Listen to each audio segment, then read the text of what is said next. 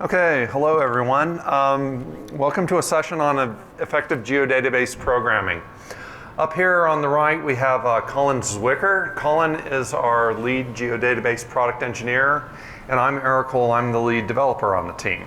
We've both been at this for quite a while, so hopefully we'll tell you something that's actually factually correct.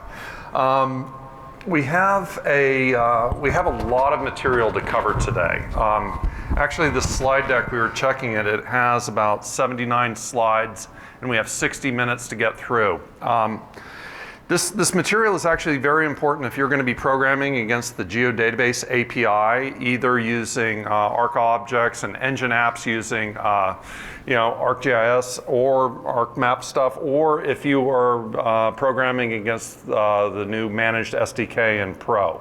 We'll be talking about both of those topics. The interesting thing here, we're going to talk a lot about best practices. We'll try to answer some of the most common questions that we see coming through support and through the forums and whatnot.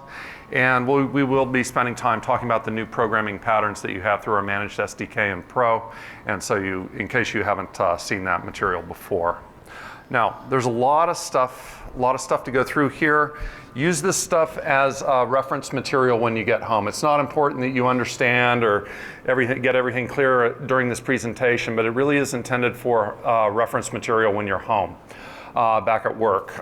We actually use it on our team with our new developers and make them read the material and understand it and all that. So it is good stuff. Code examples, various languages, Java, C#, C++, we just kind of mix and match it. So we're going to be talking about these topics, unique instancing of objects. We'll spend a lot of time talking about cursors, go over caching data, both spatial as well as schema caches, talk about schema locks, go through the new Pro managed SDK that's related to the Geodatabase, and then also conclude with the top mistakes that people seem to make over and over and over, including developers back in Redlands. So, unique instancing. There are many geodatabase objects that will only have one instance instantiated when you create them. Or obtain them. This is a little bit similar to COM singletons, except that these things are not co-creatable. Examples of these you can see up there: tables, feature classes, feature datasets, workspaces, versions, whatnot. It doesn't matter which API you use to obtain a reference to these things. It's all going to be the same singleton object. One object will be instantiated. You may have many references to it, however. And that means that when everyone's referencing the same object, the same singleton object, any one that changes that, the changes will be reflected everywhere, okay?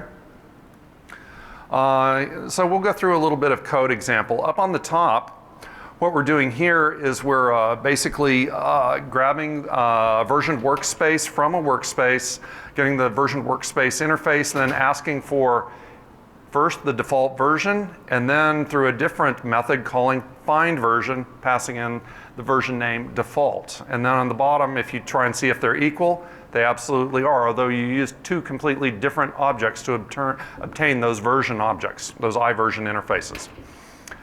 Down on the bottom, slightly different example where we have a workspace, we're opening up the feature class using an unqualified name.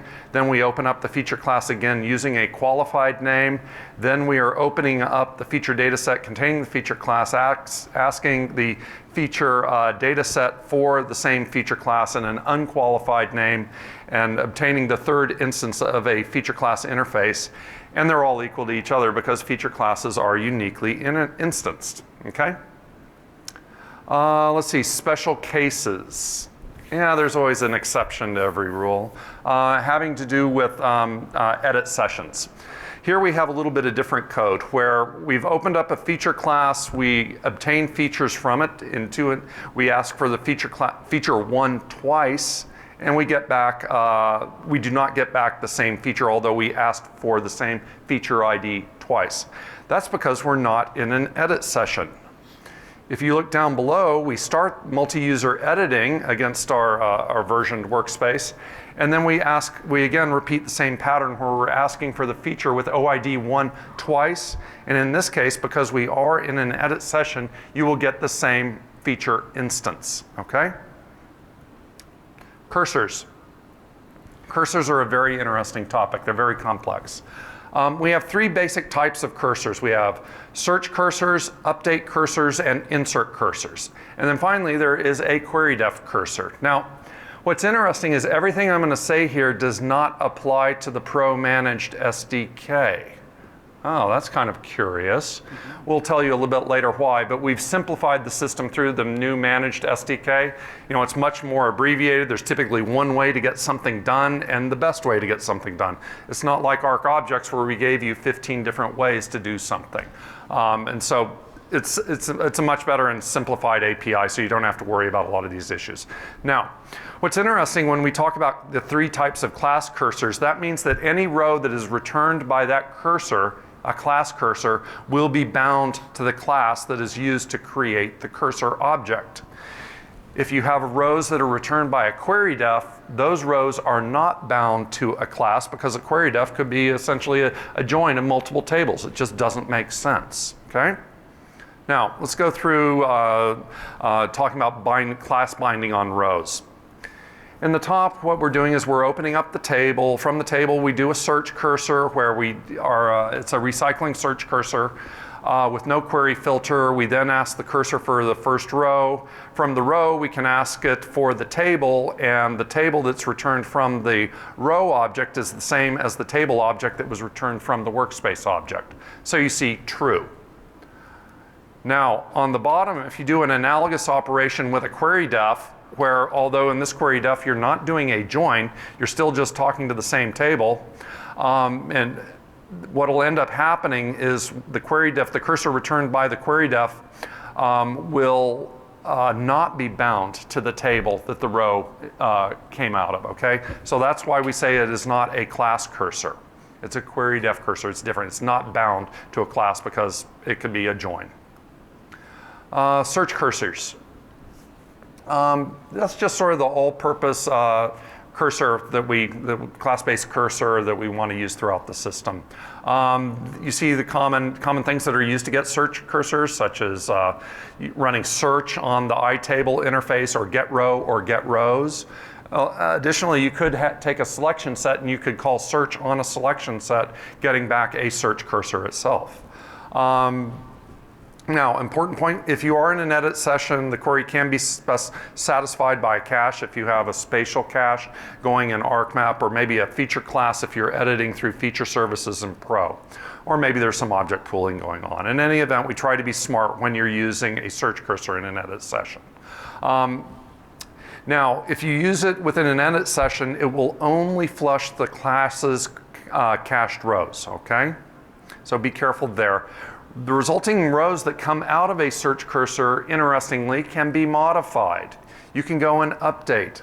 You can delete the features that come back from a search cursor, okay? So store and delete are supported on the row objects that are returned from a search cursor. Now, on a search cursor, you do not have methods such as insert row, update row, or delete row being supported. Update cursors are the second type of class cursor. They're essentially used for doing positional updates when you're cursoring through a table or feature class. So the pattern there is you call next row, then you can do something to the row object called update row. Then you go next row to get the next one, and then you can update that row object, and just repeating that pattern. And it's always going to be updating the row at the current cursor position. You can create an update cursor through the update method on an iTable interface, or you can also use the update method on a selection set. With update cursors, if you have a spatial cache, it will never satisfy the query. They will always go and hit the database. If you do have rows coming back from a update cursor, you can modify them using update row or delete row. You cannot use the store and delete methods on the row object. This is kind of the opposite of a search cursor. Update cursors with store events. Now what's interesting is if you are hitting a feature class or table that supports store events, what will end up happening is we will internally, although you think you're using an update cursor, we will essentially be internally using a search cursor. Now, how do you know if your feature class needs support store events? These would be for things that are not simple feature types. These are things like network features that you use in the context of a geometric network. Or maybe you have a feature class that has a relationship with event notification or event messaging. Those are instances where you would need to support the store events and all that. Let's see. Okay, keep going here. Best practices. When you're using an update cursor, don't use it across edit operations, okay? And that's very important when you're using version data. You will get an error, the system will return an error. That's because, like it says on the screen, update cursors point to a specific state in the database, okay? If you are in a versioned, if you're in an edit session against versioned data, that state may be trimmed. You know, there are things that go on in the background that can remove unnecessary things, and then your updates could be lost. So what's important here is you want to scope the use of your cursors to the edit operation. If you start a new edit operation, you need to get a new update cursor. And actually now we do return errors, hard errors with that if you try and misuse them. Across edit operations. Insert cursors, you want to use these when you're doing big bulk inserts. You create an insert cursor through the insert method on an iTable interface, and it's really good for getting optimal performance when you're using good buffering and flushing your edits as appropriate when you're doing these large inserts of data. Let's see, if the class does support store events, meaning it's non-simple, we're going to have search cursor semantics. This is much like the update cursor, okay? Buffering. If you want to use buffering with the insert cursor, you're going to specify the method argument, use buffering, and you're going to set it to true. You'll want to then periodically call flush. How often should you call flush? Maybe after every 1,000 or so features that you're inserting. If you have a longer or larger flush interval, you'll have less network traffic, but if an error occurs, you're going to have to do a lot more reinsertion, okay? And when you are using an insert cursor with buffering, you want to make sure that there's no spatial cache. Otherwise, it'll slow down the system trying to maintain the consistency of your spatial cache. Query def cursors. This is the fourth type of cursor. It's the type of cursor that is not bound to a class. It allows you to execute your user-defined query. It bypasses any row cache that's being held by either the class, table, or workspace. And if you do call evaluate through a query, when you're doing the query def, inside an edit session will cause the cached rows to be flushed. Let's talk about recycling versus non-recycling, a different dimension to cursors. A recycling cursor, that's one where when you are cursoring through your data, the returned row object will be reused with each successive call to next, okay? We're going to recycle the row object. We're not going to do additional memory allocation and create a new row. We're going to take the previous row that we handed out and override it and reuse that memory. That's a faster way to go and cursor through data.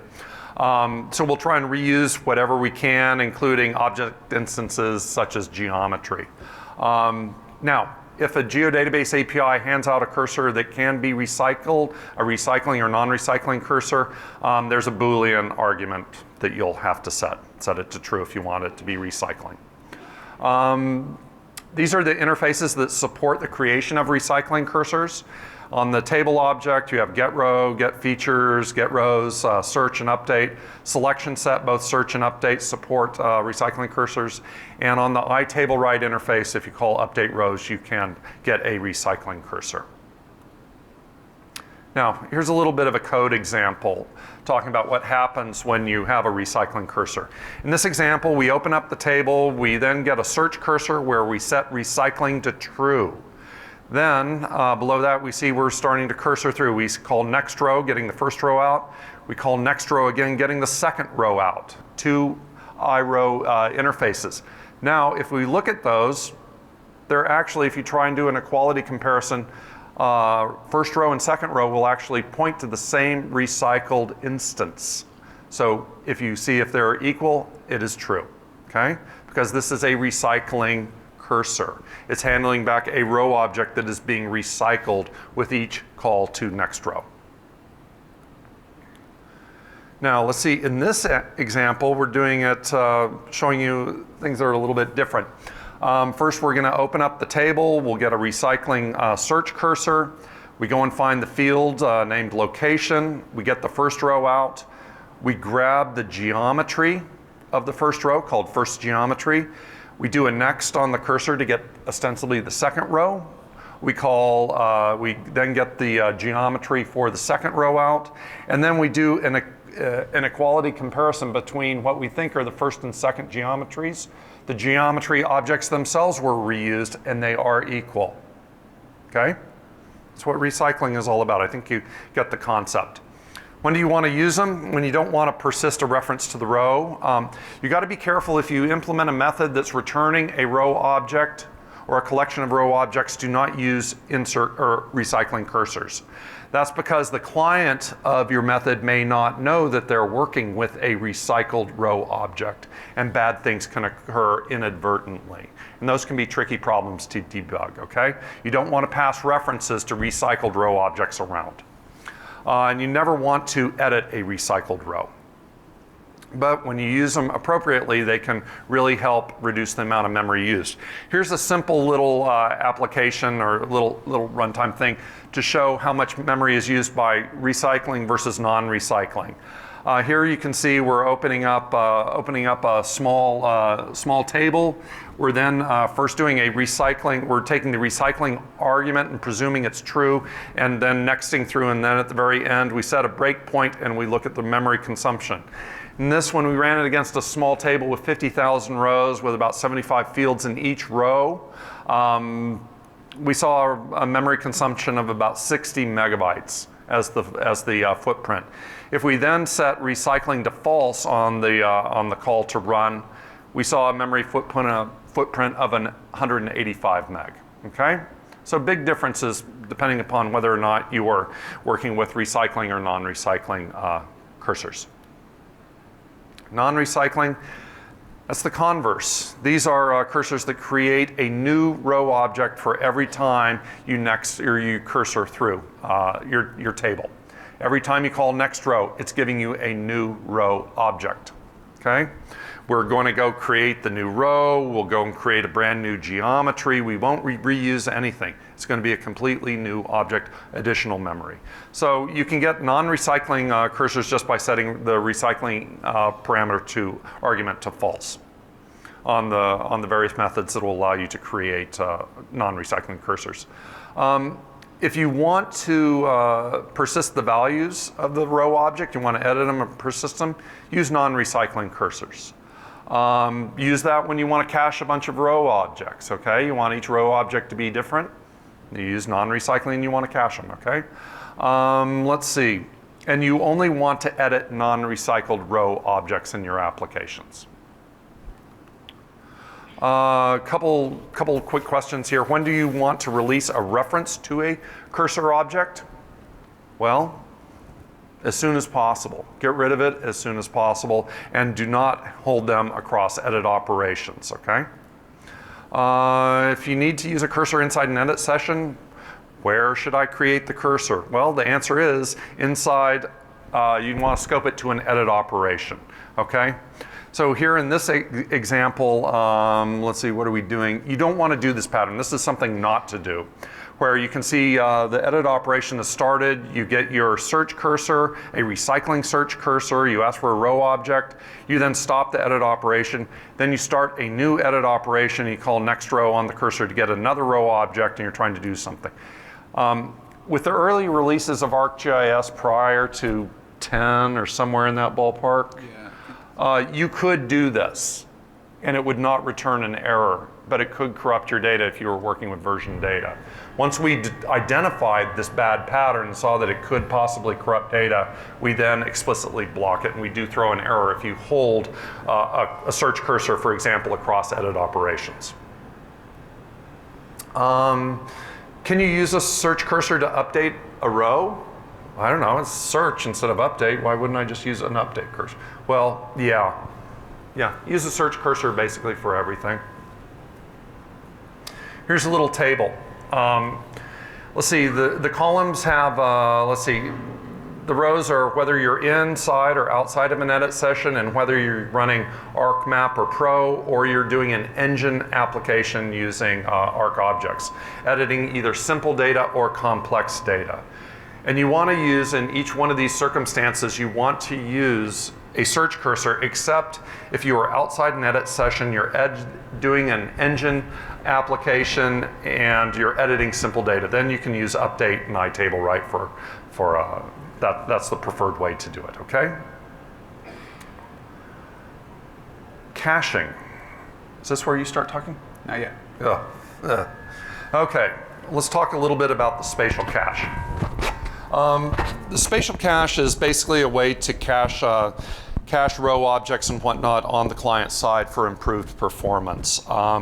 It can speed up queries a lot, as we were talking about earlier, because you may be able to resolve the query on the client side without having to communicate to the database through client server, or perhaps if you're doing service-based editing. When do you use it? If you're doing a lot of queries over and over within a sort of a standard extent, maybe you're doing a project and you're just going to be editing a bunch of data in one area, go ahead and create a spatial cache, okay? It's also exposed through the API on iSpatial Cache Manager 2. You can fill the cache, you can empty the cache, you can set the cache extent, you can see if the cache is full or not. Okay, it's just available through standard ArcObjects stuff. So using it, here's a little contrived example where maybe we do some querying over here, then over there, then a little bit to the east, then some to the southeast. Well, if you created a spatial cache corresponding to that red dashed line or box, you get much better performance, okay? And this just shows you a little ArcObjects code that shows you, how you can go and fill the cache up where you're, okay? And you do pass a query envelope into the fill cache method when you're filling it. Then we also have another type of cache called a schema cache. What a schema cache, think of it just as a snapshot of the schema of your entire Geodatabase instance, okay? Inside ArcGIS, we use the schema cache on occasion. We use it when we open up map documents, and we also use it when we do reconcile. That's because both of those operations might involve opening a large number of tables. And there we don't want to make repeated calls to the Geodatabase catalog to give me the schema for this table, give me the schema for the next one, and do that 50 or 100 times if you're working with a large data set. Okay, so we'll just go and cache everything all at once, keep it on the client, then it can be used more effectively, reducing the round trips to the database. And here again, it's ArcObjects, and this is just the API that you can use to get at the information. Now, when do you want to use it? If you're working with large static data models, maybe you're even working with a system that's in production for which that schema will never change, or it only changes during a maintenance, a scheduled downage or something like that. Then you can use schema caches very safely. And you want to use it if the application you're using opens and uses a large number of classes or tables or data sets, okay? How to use it? Well, you can see it's pretty simple. We talked about the API earlier, and then when you call operations like open feature class, open table, the name object, open up the data set, they will all use the schema cache if it's available. And you have to disable the schema cache. You're required to do that yourself. Here's just a simple example. Essentially from the Workspace Factory, we're getting the iWorkspace Factory schema cache interface on that. Then we call open on it, and that gives us our workspace. Then from the schema cache, the iWorkspace Factory schema cache interface, we call enable schema cache on, passing in the workspace. That'll go and read all the information. Then all the subsequent calls to things like open feature cache will be optimized. Then once you open up everything, you can then call disable the schema cache if you're not going to be doing any more opening inside your application. I guess I kind of talked ahead of myself. Yeah. Now, this is not obtaining a lock on the schema of your Geodatabase. Other users could go in and modify the schema of of something inside there that you have gone and cached, okay? So you need to be careful about that, and you can also detect when the schema is, you can detect it when it's stale, right? Or not? You just have to disable, re-enable? I think you have to disable. Okay. Schema locks. Yeah, 35 minutes. Thank you. Thank you, Erik. Okay, we're going to talk about schema locks next. So schema locks, every time we open a class, we take a read lock on these table, a shared read lock.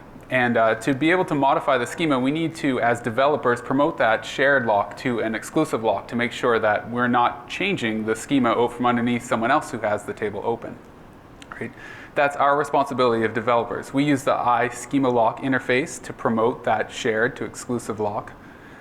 And the table can only have one exclusive lock. That's why it's called exclusive. Right? So one very important thing to remember is that these locks are not removed automatically. It is our responsibility to demote that from an exclusive lock to a shared lock in our application, even if an error occurs. Otherwise, no one else is going to be able to open that table.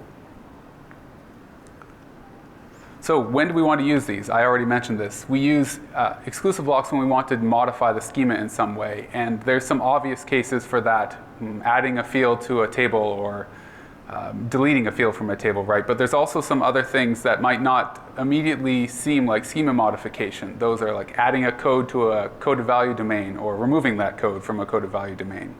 Also, if you want to, or if you're loading a lot of data and you want to suspend the spatial index using iFeatureClass load only mode, this is another good time to put the class into an exclusive lock mode.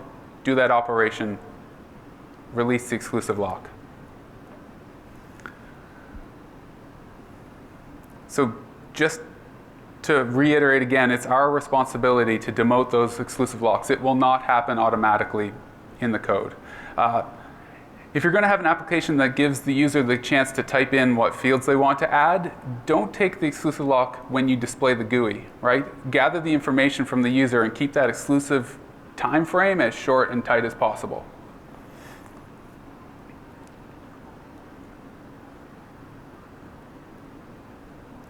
So the next section we want to talk about a little bit is the Pro Managed SDK. This is the core.data namespace.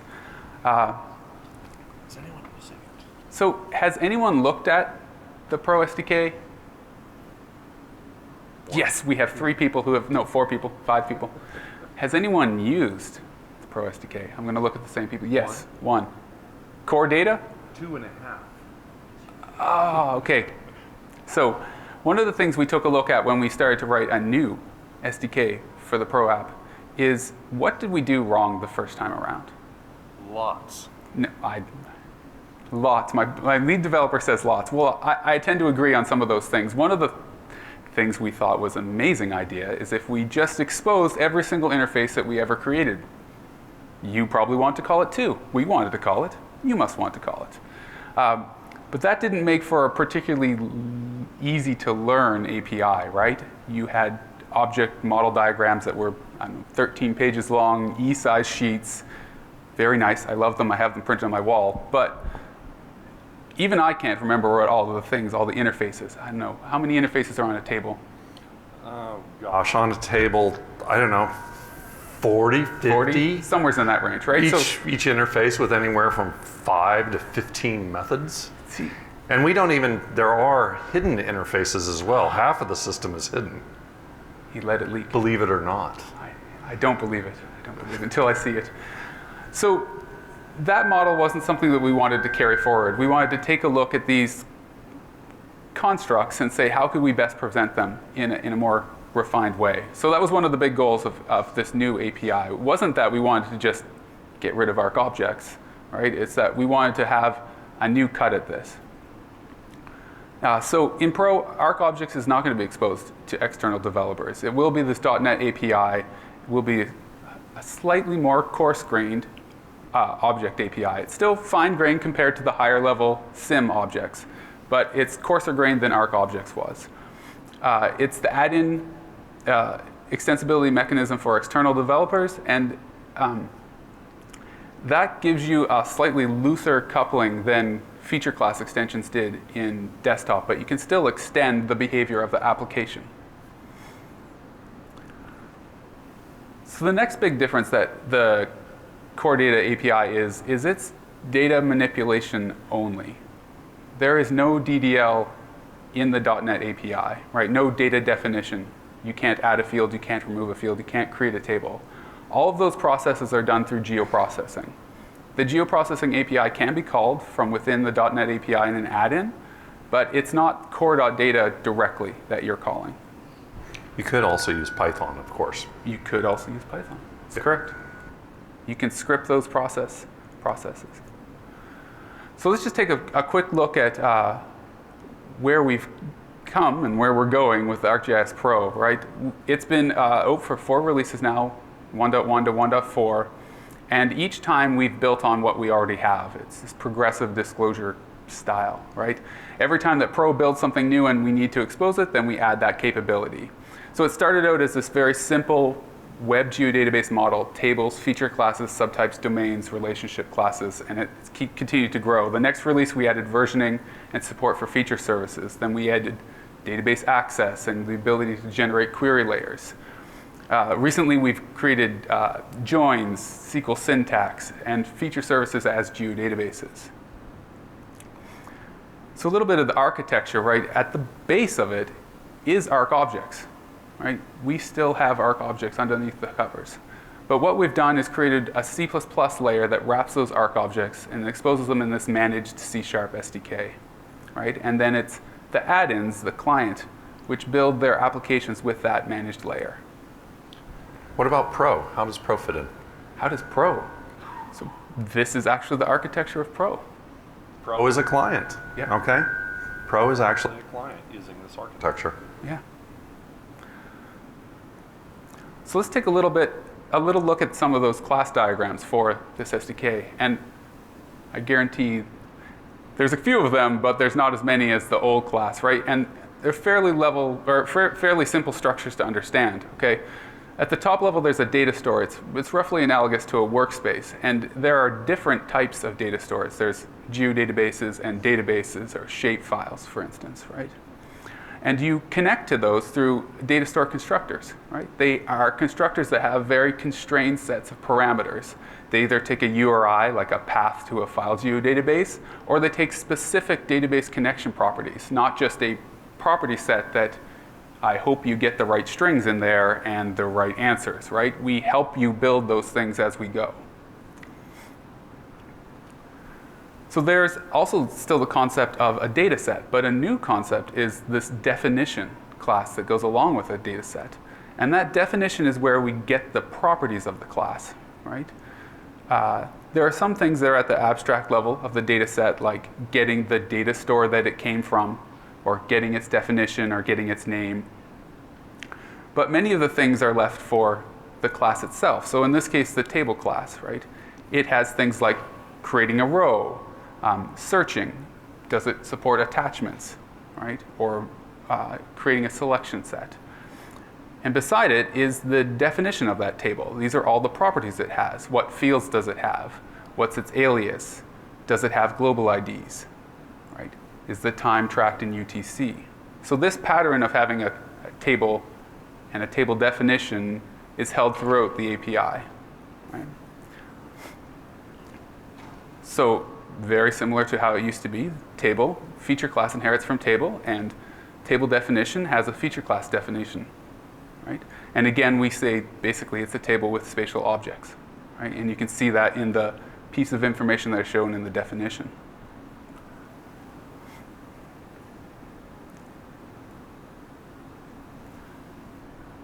So next, this API is very row-based, right?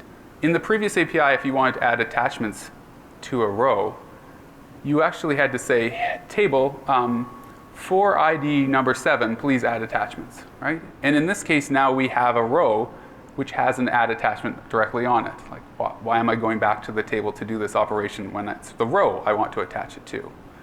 And then feature inherits from table. It's the same way. In fact, if you want to open a feature class as a table, it's no problem.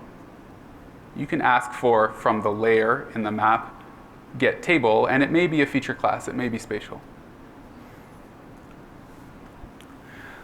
So the next group of things I want to talk about is just how do you query these things, right? So there is a query filter, which allows you to restrict what you're looking for. Anyone who's written ArcObjects, this will look very similar. It has postfix, prefix, but not on 5 different interfaces, right? Subfields, where clause. It also can be extended to have spatial attributes, right? And when we do a search on the table, we can return back row cursors. What happened with my insert, update, and search cursors? Well, remember the table grid that we showed there where almost every single cell was search? That's what happened to your other types of cursors. Oh, good. They melded down into one distinct style, right? Search.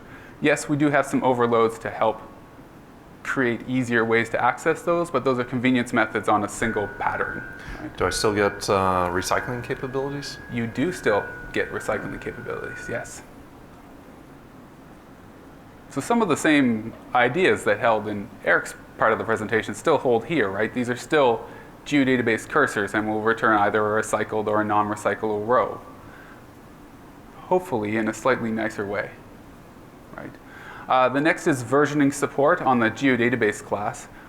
We actually have a is versioning supported Boolean that will tell you if you can get the version manager. From the version manager, you can get the list of versions, look at the historic moments, or connect to a specific version and or moment.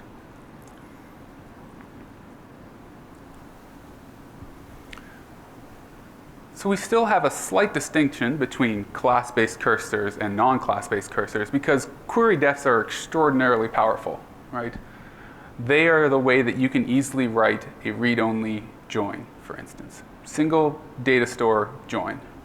And you can do that on the Geodatabase by calling evaluate after you populate a query def. If you would like to display that information in Pro or utilize that resulting cursor as a table in a geoprocessing tool, then you build a query table description and you open query table on that. And that basically builds a layer or a table from the query def. So at 1.3, I said we added database access, and here's the database data store. And the important thing here is that you can open query table. And you can open that query table via a query description, which is basically you saying, for this table that has multiple shape fields, this is the shape field I want to use, and this is the ID column, and this is the query that I want to restrict the records coming back from this. And it gives you access to tables that aren't registered with the Geodatabase. Right? Database connection properties, very similar. You can do it by either explicitly setting the connection properties or by passing in a URI, a path to a connection file.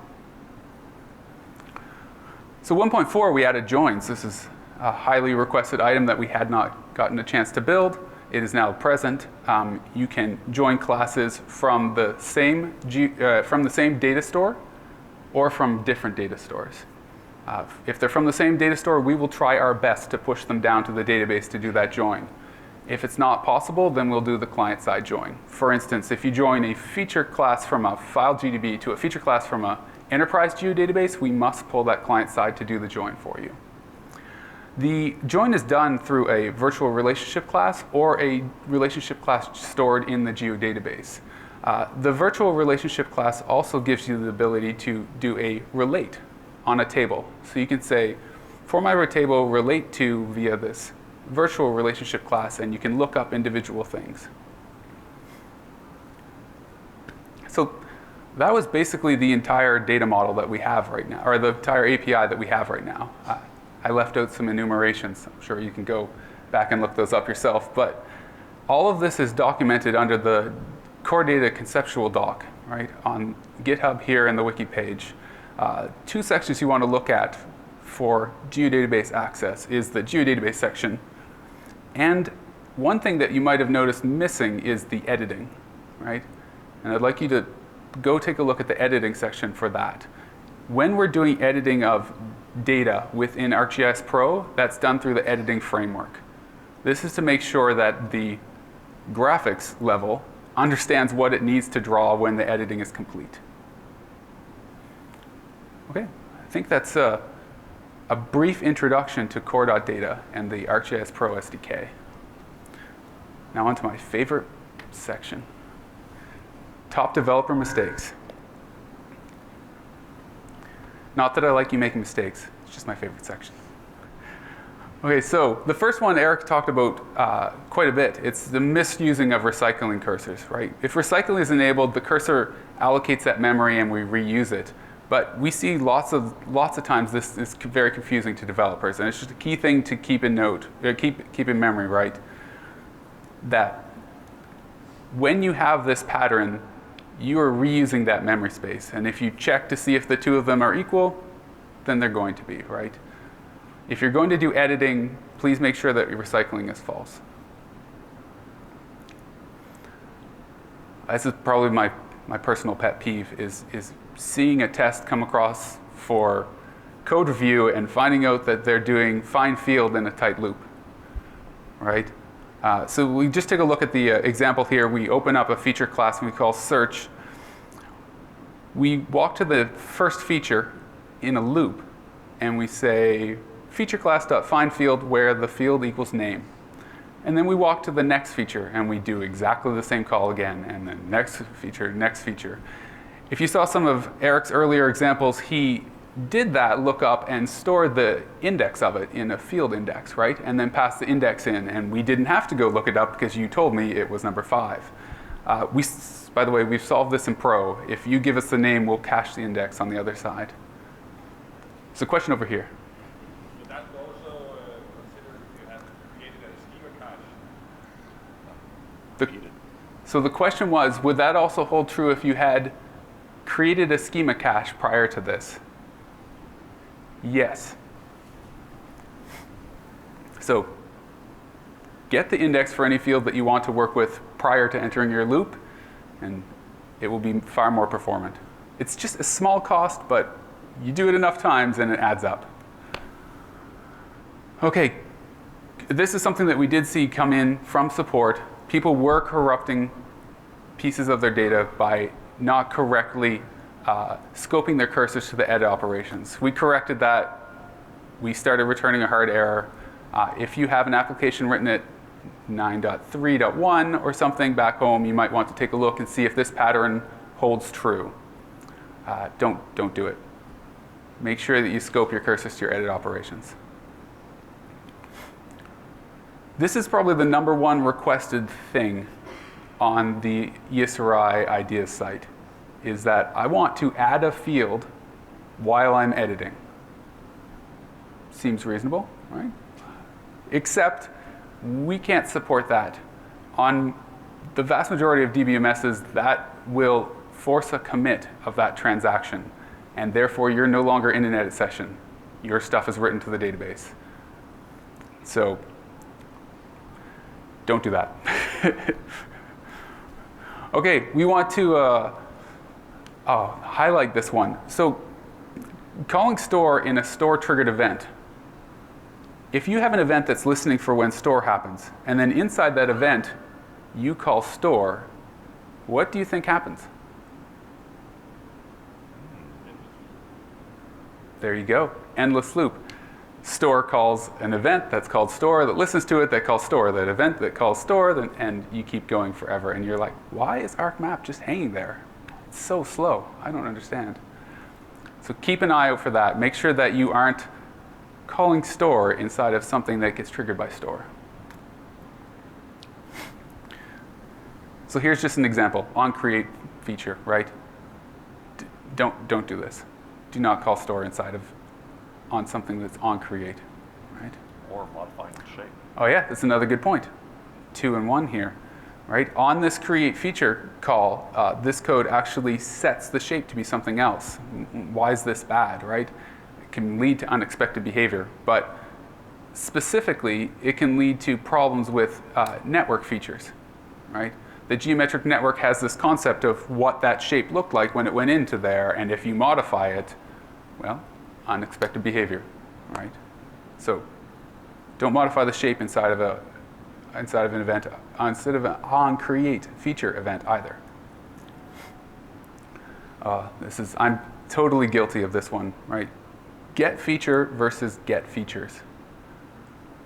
We give you a way to fetch multiple features at once. If you need to do that, please use the way to fetch multiple features at once instead of, like me, I'm sorry, I got the index correctly on my field here, but I totally just called get feature in a tight loop over and over and over again. And what the database did was create a cursor for every single one of those requests, right?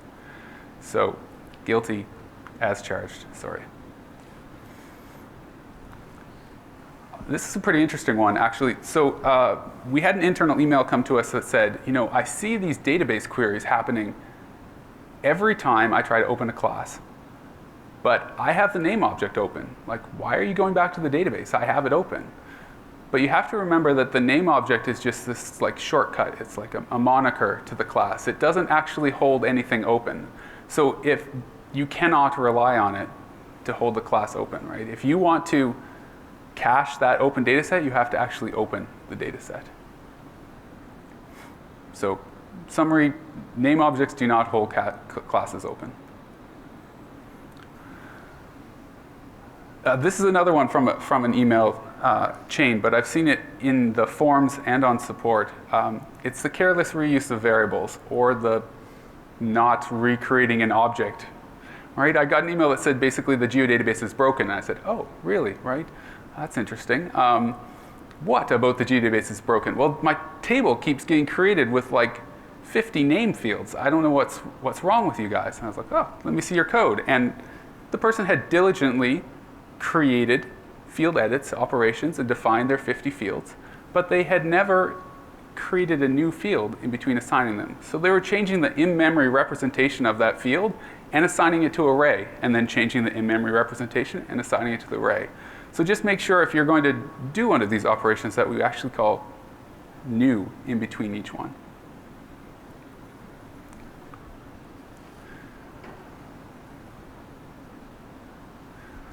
So one of the things that can be a little bit confusing about the DDL side of the geodatabase is, when did the change actually happen, right?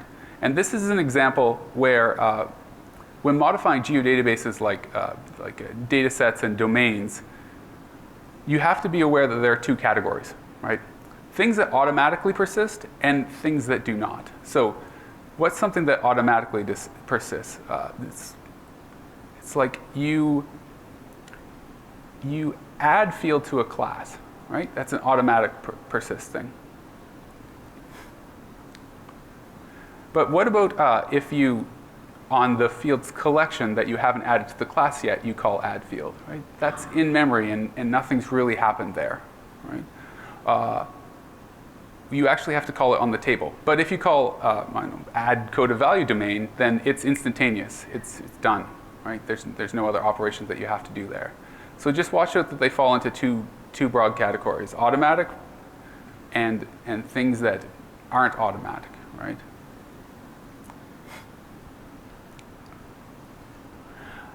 When you're defining a relationship class, the wizard leads you through this series of questions, and one of the questions that asks you is, do you want notification? And like most people, you're like, yes, I want all notification I can possibly get, and you create it, right? This is awesome. I'm going to have everything. Someday I'm going to use it. Don't do that. There is only one time in which ArcGIS, without extending it, uses that event notification, and that's forward messaging. Something like feature linked annotation uses that forward messaging to keep the related features together when you move them. So if you move the parcel, the annotation moves. If you're not planning to take advantage of that or explicitly write code, then all we're doing is generating events that nobody's listening to, and it's a complete waste. So sometimes less is more. Story there. So just a quick summary. Right, this is a quick list of the top developer mistakes. I hope that you'll go back to your office and look at some of these, remember my story, and say, oh, I shouldn't call find field in a tight loop, because that's the one I want you all to look for, please. think that's it. Yeah, that's actually it. We got through 79 slides in 50 minutes. Let us know if you find a session that does better than us. We shockingly have time for questions. This never happens. Are there any questions? Only questions with a yes/no response are allowed. I saw earlier in the slideshow, I guess, some objects that were like eye geometry proxy. So what's up with that proxy? So the question was that he noticed in the slides that there were some geometry proxy interfaces. Those were Java examples. The Java classes have proxy syntax. Yeah, it's okay. Any other questions? Well, we'll be up here for the next couple minutes. And if you want to come up and talk to us about a question. If not, I will be at the island for the rest of the day today and all day tomorrow. You come ask questions. Thank you. Okay, thanks for coming.